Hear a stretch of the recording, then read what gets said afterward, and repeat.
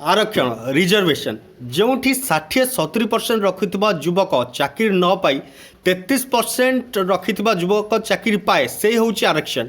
आज युवपीढ़ी को पथभ्रष्ट कराऊँच आरक्षण। समाज को तलीतलांत कर देशर आर्थिक स्थिति को चुरमार करुच्ची आरक्षण। शिक्षा स्वास्थ्य एमती अनेक अति आवश्यक विभाग को अंधकार मध्य को ठेली दौर आरक्षण। प्रकृत आरक्षण द्वारा कौन प्रगति होउछि आज्ञा? बेरोजगार कलंकर कालिमा धरी बंचवा हुए ए देश में। लोक प्रचलित एक कथा अच्छी, मांकड़ हाथे शालग्राम सेकी बुझे तार मान।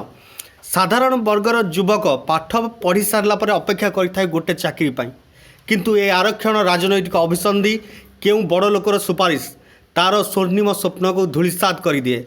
शेष में चिराचरित ढंग से अयोग्यतार मोहर लगी बेरोजगार नामक एक भयंकर रोग में पीड़ित हो जाए।